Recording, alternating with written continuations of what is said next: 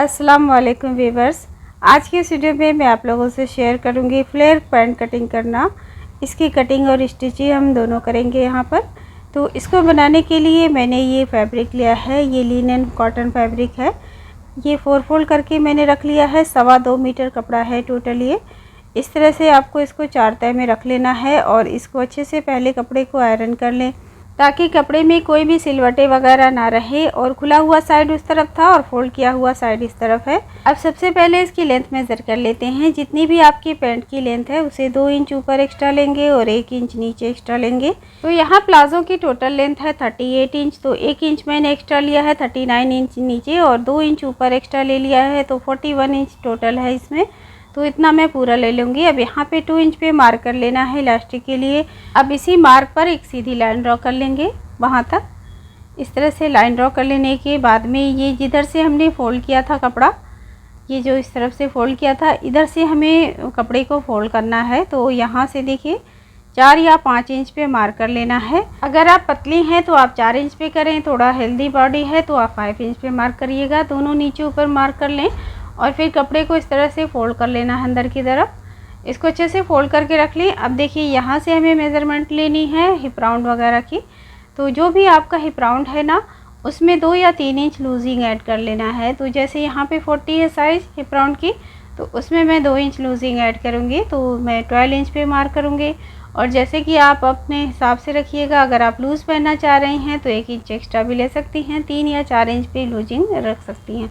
तो मैं यहाँ पे 12 इंच पे मार्क करती हूँ। अब यहीं से हम इस तरह से मेज़रमेंट टेप को रख लेंगे। अब जितना हिप राउंड था उतना ही हम क्रॉच एरिया भी रखेंगे यहाँ पर। तो इसी हिसाब से आप अपनी मेज़रमेंट लीजिएगा। जो भी आपका हिप राउंड का साइज़ हो उसमें 2 या 3 इंच लूजिंग ऐड करें और फिर मार्क कर लें ऊपर की तरफ और नीचे की तरफ भी। अब इस लाइन को सीधा कर लेंगे यहाँ तक जहाँ तक हमने पॉइंट लगाया था। इसके बाद आगे की तरफ हम लेंगे इस तरह से थोड़ा, तो जो पॉइंट था ना वहाँ से आगे लेना है मेज़रमेंट टेप को। 3 इंच पे मार्क कर लेंगे और यहाँ से थोड़ी सी गुलाई दे देंगे इसके कॉर्नर पे इस तरह से। अब मेज़रमेंट टेप को यहाँ से रख लेंगे नीचे तक, बिल्कुल इस तरह से। देखिए ऐसे यहाँ तक रख लेंगे ऐसे ताकि फ्लेयर आए इसमें पैंट में। तो अब इसी पे हम इस तरह से लाइन ड्रॉ कर लेंगे।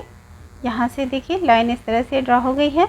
अब जो इस तरफ कपड़े को हमने फ़ोल्ड किया था यहाँ पे मार्क कर लें ऐसे और फिर कपड़े को इस तरह से ओपन कर लेना है, सीधा कर लें इसको। अब जो मार्क बनाया था वहाँ से मेज़रमेंट टेप को इस तरह से रख लेंगे और फिर यहाँ पे इस तरह से लाइन ड्रॉ कर लेंगे। आप इस लाइन को स्केल की हेल्प से भी ड्रॉ कर सकती हैं। इस तरह से बनानी है बस एक लाइन। तो ये लाइन ड्रॉ हो गई है। अब इसी पे इसकी कटिंग कर लेते हैं। अब इसी तरह से इसकी दूसरी तरफ भी कटिंग कर लेंगे। तो यहाँ इसकी कटिंग कर दी है मैंने, इस तरह से इसकी कटिंग हो गई है। अब इसके बॉटम में थोड़ी सी गुलाई दे देंगे यहाँ से, वरना कॉर्नर लटकता है। तो इसको करना कैसे है, ये चारों कपड़े एक साथ लेने हैं। इस तरह से इसको फोल्ड कर लें। तो मैं इसको थोड़ा अपनी तरफ कर लेती हूँ, ऐसे करके रख लेना है इसको। 1 इंच ऊपर की तरफ से ले लेना है ऐसे और फिर इस तरह से गुलाई देते हुए कट कर लें। इससे शेप अच्छा आता है, इसको ज़रूर करें। अब देखिए इसको ओपन कर लेंगे ऐसे। और अक्सर लोगों को कन्फ्यूज़न रहता है कि हम फ्रंट और बैक भूल जाते हैं, तो आप इस तरह से लिख लें ज़रूर। अब इसमें टोटल 4 पार्ट हैं, तो 2 पार्ट अलग कर लेंगे बैक के लिए और 2 पार्ट रख लेंगे फ्रंट के लिए। तो इस तरह से अलग कर लें और लिख लें, इससे आसानी रहती है याद रखने में, तो सिलाई करने में। वैसे अगर जो सिंपल प्लाजो है तो उसमें ज़रूरत नहीं है, लेकिन इसमें थोड़ा ज़रूरत पड़ेगी। अब देखिए इसको हम जो हमने फ्रंट पार्ट लिया था उसको इस तरह से रख लेंगे इस तरफ और यहाँ से इसका जो आसन है ना ऊपर की तरफ से कम करेंगे थोड़ा। तो यहाँ से देखिए 2 या 2.5 इंच आप यहाँ पे मार्क कर सकती हैं। इस तरह से तिरछी लाइन ड्रॉ कर लें और जब आप इसकी इलास्टिक लगाएंगी तो ये पता भी नहीं चलेगा कि ये कम है। तो इसको इस तरह से थोड़ा सा कम कर लेना है बैक साइड से, इससे पैंट की फिटिंग अच्छी आती है। तो अब हमें यहाँ से सिलाई लगाएंगे क्रॉच एरिए की पहले। तो मशीन पे चलते हैं। तो यहाँ पर देखिए मैंने ये फ्रंट पार्ट लिया है, पहले इसकी सिलाई लगाएंगे यहाँ से। और अगर आप बिगनर्स हैं तो आधे इंच की दूरी पे मार्क कर लें, फिर इस पर सिलाई लगा लें। अब एक बार हमने सिलाई लगा ली है तो यहाँ पे हमें क्रॉच एरिए पे 1 से 2 बार सिलाई ज़रूर लगानी चाहिए मजबूती के लिए। तो ये फ्रंट पार्ट हो गया है। अब इसी तरह से इस बैक पार्ट की भी सिलाई लगा लेंगे। तो इसको अच्छे से सेट कर लें पहले और फिर यहाँ से सिलाई लगा दें। और जैसा कि मैंने आपको बताया ना, इस पर मार्क भी आप कर सकती हैं। तो इसकी सिलाई हो गई है कंप्लीट। यहाँ पर मैंने एक बार सिलाई दिखाई है, लेकिन आप लोग इस पे 1 से 2 बार सिलाई ज़रूर लगाएं और या तो यहाँ पे इंटरलॉक कर लें तो अच्छा रहता है इससे। अब ये मैंने बैक पार्ट नीचे रख लिया है, इसके ऊपर फ्रंट पार्ट को इस तरह से रख लेंगे। रॉन्ग साइड में रखना है और इसके साइड की सिलाई लगाएंगे। दोनों साइड की सिलाई इस तरह से लगा लेंगे, सीधी सीधी सिलाई जाएगी और फिर इसके मिड की भी सिलाई लगाएंगे। तो चलिए इसको अब मशीन पर समझते हैं। तो यहाँ पर देखिए साइड की सिलाई लगाएंगे यहाँ से। अब जब तक मैं इस पर सिलाई लगा रही हूँ, प्लीज़ आप लोग वीडियो को लाइक ज़रूर कर दीजिए। चैनल पर नए हैं तो प्लीज़ चैनल को सब्सक्राइब कर लीजिए। फेसबुक पर देख रहे हैं तो प्लीज़ मेरे पेज को फॉलो कीजिए, वीडियो को लाइक और शेयर भी कीजिए। अब जब इसकी सिलाई हो जाए तो ये जो कपड़ा है ना, इसको इस तरह से फोल्ड करके एक बार और इस पर सिलाई लगा दें तो इससे बिल्कुल रेडीमेड स्टाइल इस पर लुक आएगा। तो इस तरह से इस पर लगाना है सिलाई। और इसी तरह से अभी हम इसकी दूसरी साइड में भी सिलाई लगा लेंगे। यहाँ से देखिए इसकी सिलाई लगा ली है मैंने दोनों साइड में। तो सिलाई कंप्लीट हो गई है। अब हमें इसके मिड में सिलाई लगानी है यहाँ से। तो इसकी सिलाई हमेशा सेंटर से शुरू करें। आप कोशिश करें कि आप सेंटर से इसकी सिलाई लगाएं। नीचे से अगर इसकी सिलाई डायरेक्ट लगाएंगे तो आसन पर आते आते सिलाई एक इधर एक उधर हो जाती है। तो इस तरह से अगर आपको मुश्किल आती है तो इसका सबसे अच्छा सलूशन ये है, अब इससे सिलाई लगाएं। यहाँ पर अच्छे से लॉक कर दें और फिर बिल्कुल सीधी सिलाई जाएगी यहाँ से। और कोई भी आप प्लाजो या पैंट बनाएं तो उसमें डबल सिलाई ज़रूर लगाएं, क्योंकि उसमें उठने बैठने का, मूविंग करने का फंक्शन होता है तो अक्सर इसमें सिलाई वगैरह टूट जाती है। तो अब देखिए एक तरफ मैंने इसकी सिलाई लगा दी है। तो अब हमें इस तरह से दूसरी तरफ से भी सिलाई लगा लेनी है। तो यहाँ से फिर से इस तरह से लॉक कर लें थोड़ा सा आगे और फिर इसकी सिलाई लगा देंगे। इससे क्या है, अच्छे से मजबूती भी आ जाती है आसन में। तो इसको आप ज़रूर इस टिप को फॉलो कीजिएगा। तो यहाँ पर इसकी सिलाई कंप्लीट हो गई है, बिल्कुल सीधी सिलाई है इसकी। तो यहाँ पे सिलाई होने के बाद में आप कोशिश करें कि या तो कपड़े को फोल्ड करके स्टिच कर लें या तो इस पर इंटरलॉक ज़रूर करें।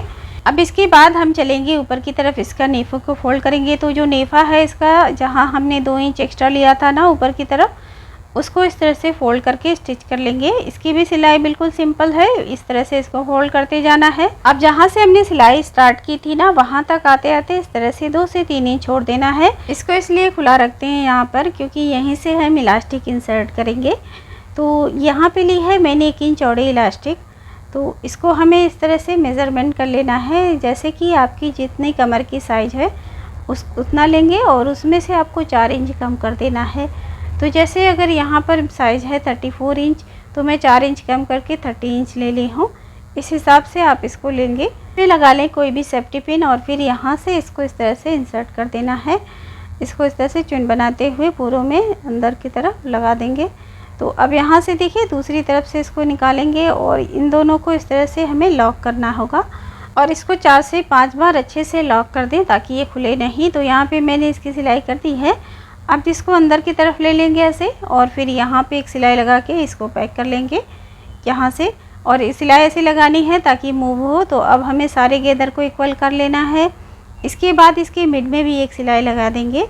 इसको लगाएं ज़रूर, क्योंकि अगर ये नहीं लगता है तो इलास्टिक मुड़ती है, यानी टर्न हो जाती है इस तरह से। अगर आप इलास्टिक नहीं लगाना चाहती तो आप ज़ारबंद वगैरह भी लगा सकती हैं। तो इसकी सिलाई हो गई है।